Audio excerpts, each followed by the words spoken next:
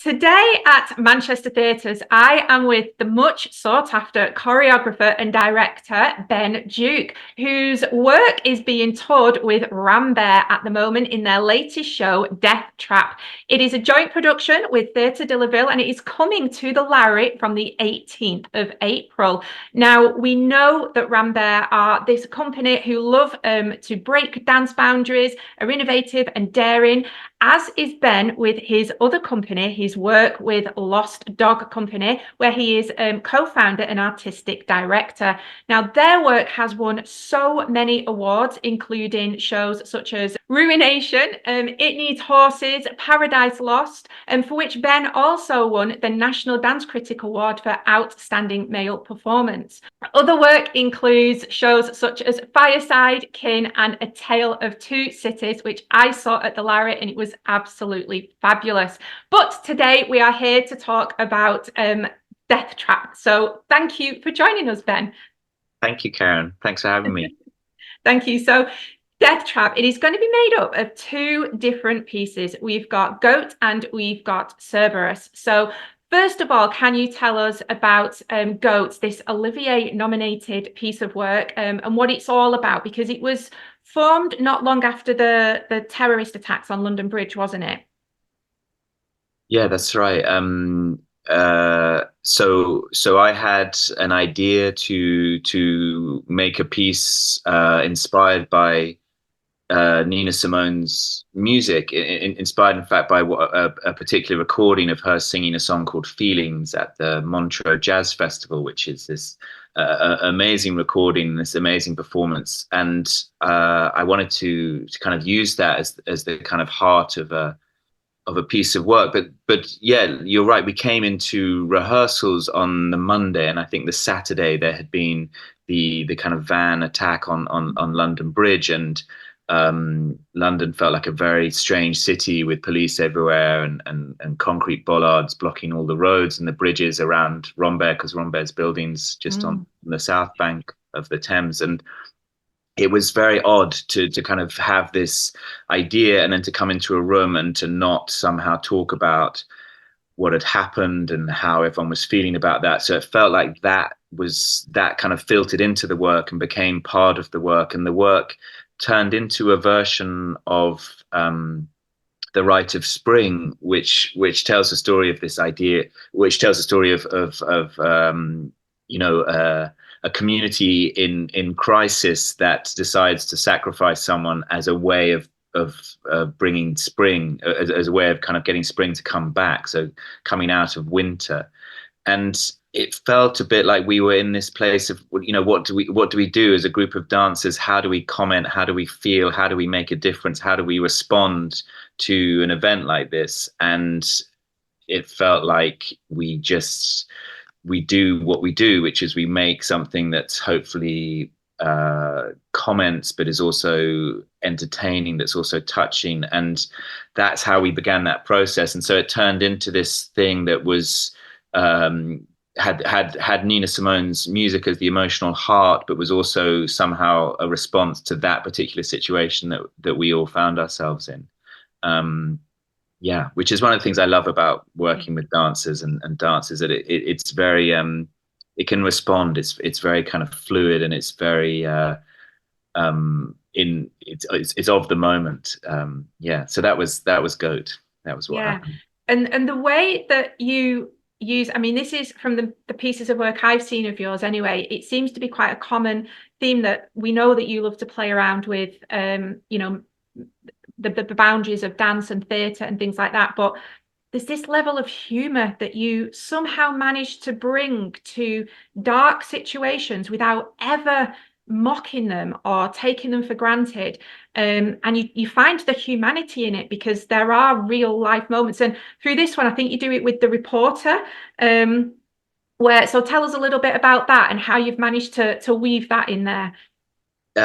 Yes, yeah, thank you for that. I mean, yeah, humor is really important to me, and I think that humor is a really important way of communicating with people. I think that it's laughter does this thing where it kind of opens us up, and it's also just I think that's true of life. The kind of darkness and the light sit very close to each other. So yeah, with goat, there's this community, there's this group of people who are dealing with this very serious thing, and they're talking about who's going to be sacrificed and how they're going to sacrifice this person. And then there's a reporter who is there as an outsider who doesn't fully understand what's happening, and is asking quite kind of inappropriate, insensitive questions to this group of people who are trying to get on with this kind of ritual.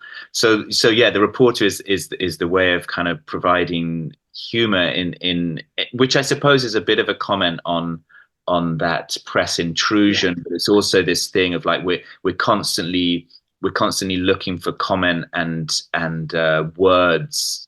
It feels like that's part of what we need, but actually sometimes that's irrelevant and inappropriate. And if we just let the kind of body, or if we let the physicality, or if we let things unfold, then we understand them. But the reporter represents that need in us to kind of explain away and make sense of, and which is also where the humor comes from, I guess.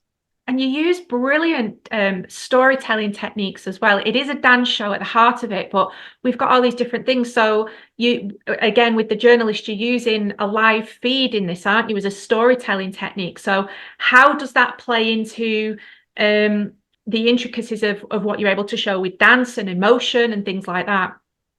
Yeah, cameras used quite a lot in theatre, I guess now, and I was interested in it really as well.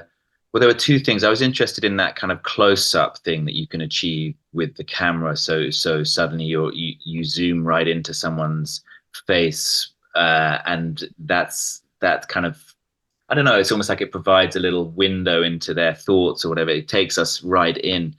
But I was also interested in the kind of again the slight the kind of mechanics of it. So there's a screen on stage and there's a camera, and it means that the reporter and the camera person are constantly trying to navigate the cables and the wires, and they're getting in the way of the dancers. And there's this kind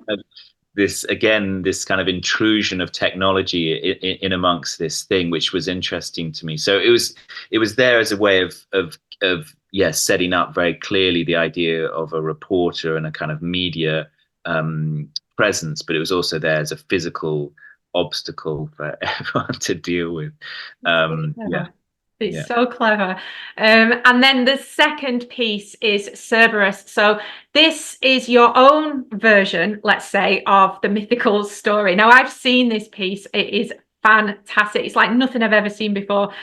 So tell us about the story or your version of Cerberus.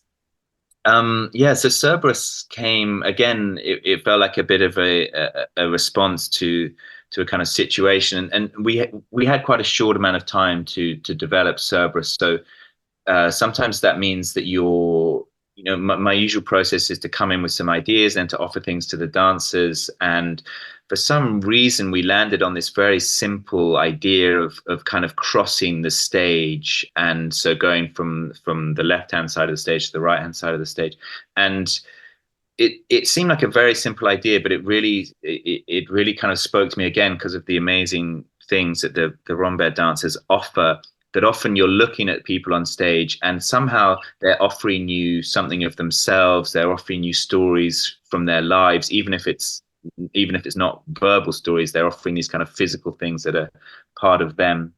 So then it felt like the stage was this kind of place of life and vitality and existence. And yet when they weren't on stage, there's this sense that they kind of vanish, or they disappear. And where are they? What's happened to them? Do they exist when they're not on stage?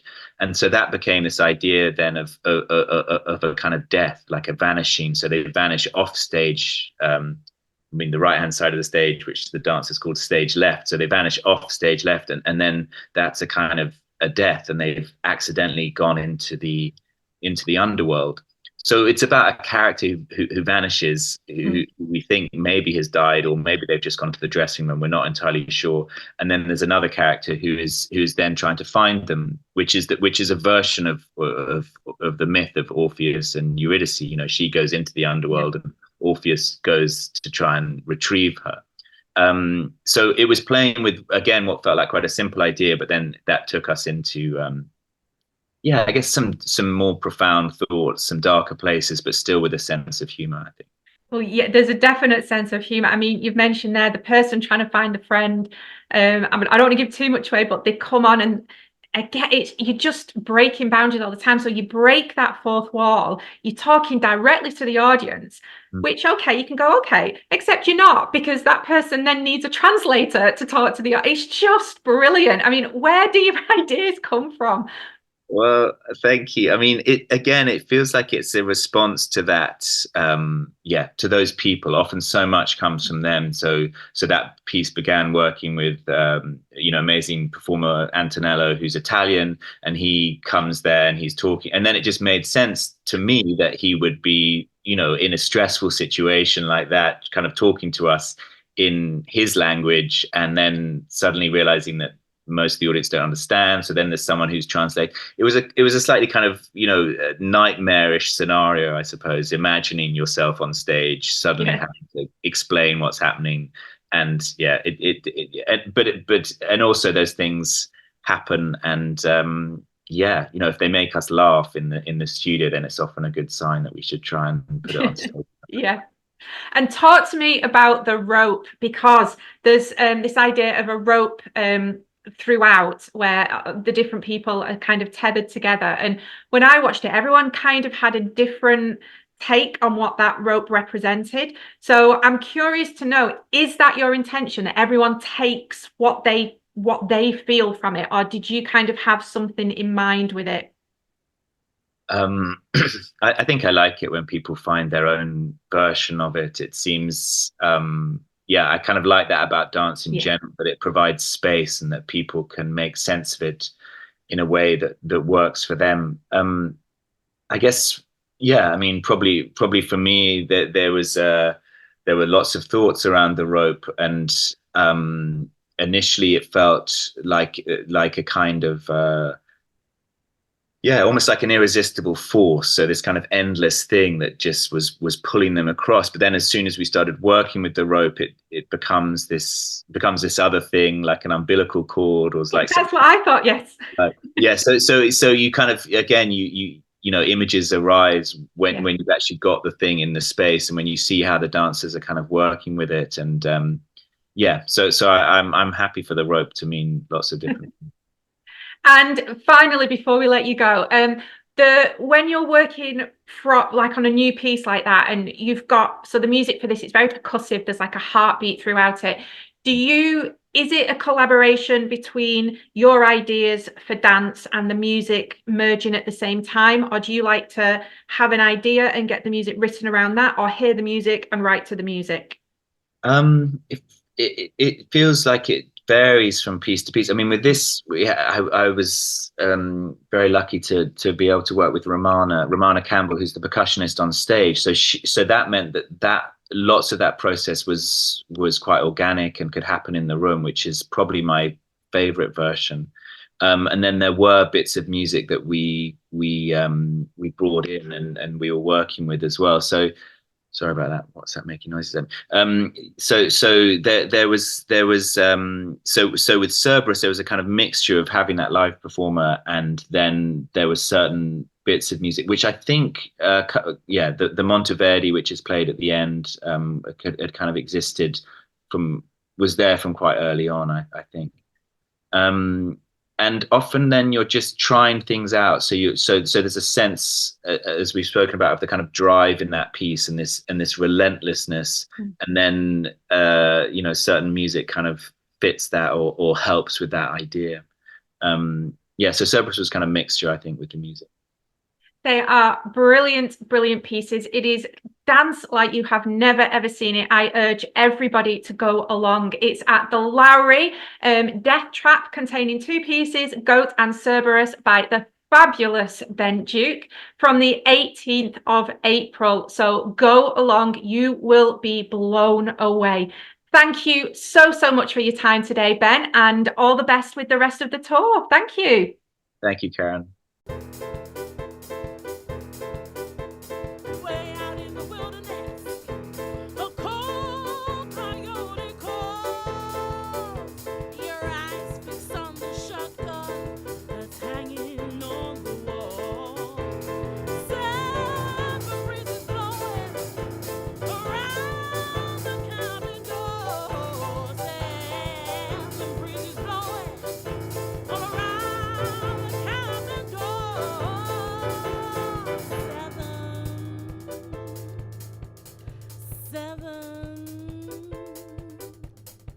Seven people dead and 7